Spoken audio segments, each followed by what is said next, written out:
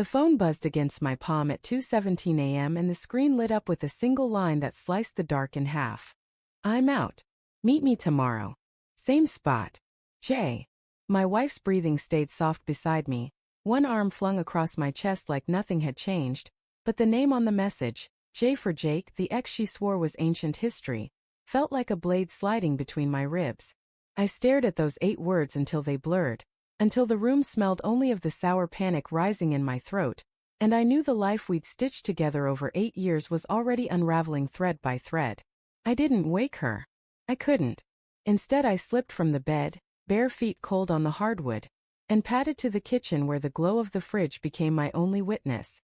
I opened our banking app with the same thumb that had traced her spine that morning, and the numbers hit me harder than any fist. The joint savings, every overtime shift, every skipped vacation, every dollar meant for the down payment on the little blue house with the wraparound porch was gone. Not drained, not dipped into. Gone. A single transfer at 11:42 p.m., the exact minute I'd been in the shower singing off-key to the radio. $43,000 wired to County Detention Release Fund. Jake's bail. I knew the amount because I'd seen the news last month when they dragged him in for felony possession with intent. I'd even joked with Sarah over breakfast, God, remember when we thought dating a guy like that was edgy? And she'd laughed, eyes bright, saying people never change. Turns out some people do, just not in the direction you pray for. I stood there until the fridge motor clicked off and the silence pressed against my eardrums.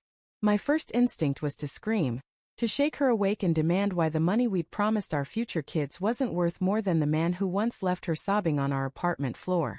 But the words jammed behind my teeth. 8 years of choosing her, of swallowing pride, of believing her apologies were the final chapter.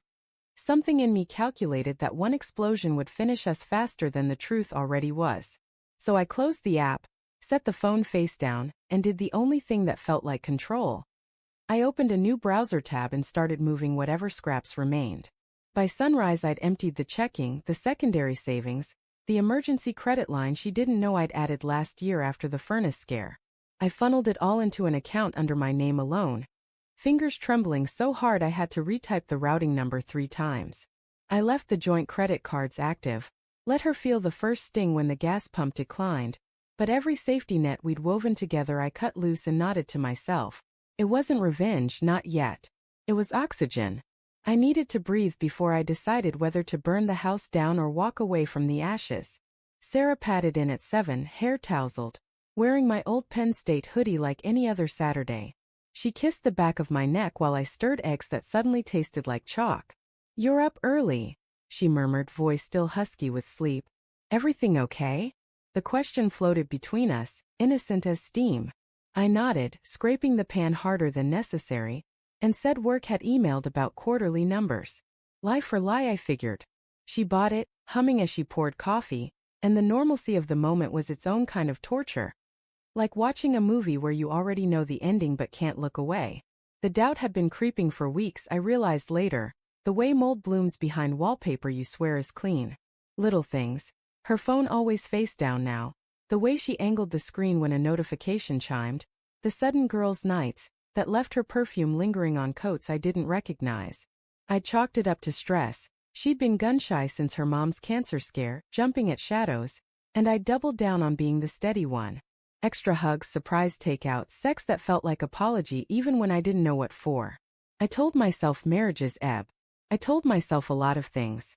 That afternoon she said she had errands. Dry cleaner, post office, maybe Target for new throw pillows because the old ones smelled like dog even though we didn't have a dog. I smiled the thin smile I perfected in customer service hell, and told her to take her time. The second her SUV backed out, I was in her closet, kneeling among the shoes she'd never throw away, fingers closing around the burner phone taped beneath the winter boots. The call log was a punch list, Jake, Jake, Jake. The texts were worse. Promises. Coordinates. A selfie of her in the lingerie I'd bought for our anniversary, captioned, "Wish you were here." My stomach folded in on itself. I sat on the carpet until my legs went numb, reading every syllable until the words lost meaning and became just shapes of betrayal. She came home flushed, arms full of bags that clinked with bottles, Prosecco because we deserved a treat. I helped carry them in, asked about her day, listened to the practiced lilt of her lies. When she reached for her regular phone to show me pillow swatches, I saw the tremor in her wrist. She knew I was watching. Maybe she even wanted me to see. That night we ate Thai on the couch, some rom-com flickering, and she curled into me like a cat that hadn't just shredded the curtains. I let her. I needed the weight of her head on my shoulder one last time. Needed to memorize how her hair smelled like coconut and possibility before I torched it all. Sunday she announced a brunch date with Megan, her college roommate who'd moved back to town. I nodded, said have fun, and the moment the door shut I called the bank again. Closed the last shared card. Transferred the piddly $63 left in joint checking. Then I sat at the kitchen table with a legal pad and wrote it all down, dates, amounts, screenshots printed at the library because I didn't trust our printer not to snitch. Evidence not for court but for me. Proof I wasn't crazy. Proof love could be a weapon turned inward. She came home tipsy, laughing about bottomless mimosas, and found me on the porch steps staring at nothing. The air smelled like cut grass and impending rain. "Hey, handsome," she said, nudging my knee with hers. "You look like someone kicked your puppy." I turned the screen of my phone toward her. The bail receipt. The transfer confirmation. Her face cycled through every shade of pale before settling on ash. "Ethan," she started, and the sound of my name in that moment was worse than any scream. I didn't yell. I'd promised myself that much. Instead I asked, quiet as snowfall, why the man who once broke her wrist in a drunken rage was worth more than the crib we'd priced last month. She cried, ugly shoulder-shaking sobs that soaked my shirt when she tried to hug me.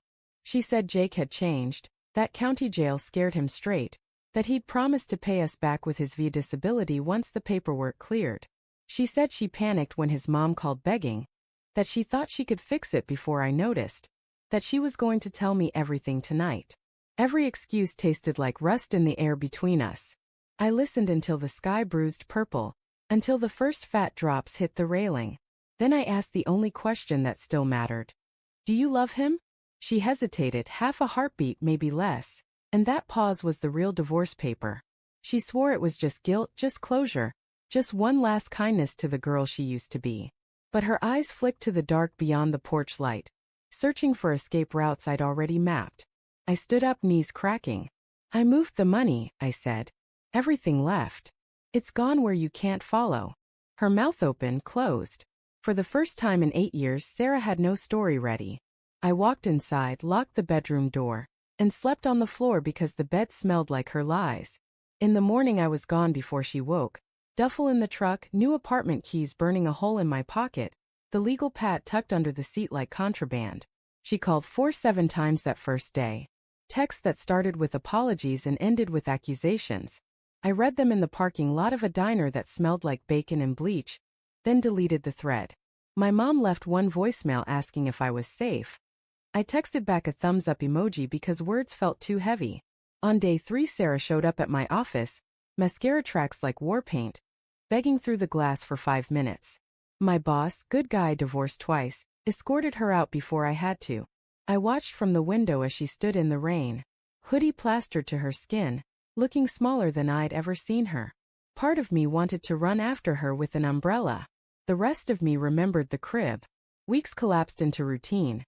New sheets that didn't smell like us, takeout for one, running until my lungs screamed louder than my thoughts. I kept the joint account open with exactly 1 cent, a private joke I never laughed at. Sometimes at 2:17 a.m. the ghost of that buzz woke me, heart racing, but the screen stayed dark. I learned the difference between lonely and alone. I learned that silence can be a kindness when words only wound. One night I found the legal pad in a box marked old tax stuff, and flipped to the last page. I'd written a single line the morning I left. Love isn't a debt you pay to someone else's past. I stared at it until the letters swam, then tore the page out, folded it small, and slipped it into my wallet behind my driver's license. A scar I could carry without bleeding. Sarah sent a final text on what would have been our 9th anniversary. A photo of the blue house for sale sign staked in the yard like a surrender flag. No caption. I didn't reply. I drove past it once, windows glowing with someone else's future, and felt the strange relief of a bone finally set. The money's gone, some to Jake's habits, some to lawyers, some to the silence I bought myself. But I still have the folded page, the new keys, the steady beat of a heart that learned to guard its own doors. Trust isn't a vault you fill once and forget. It's a garden you tend every single day. And I finally stopped watering weeds.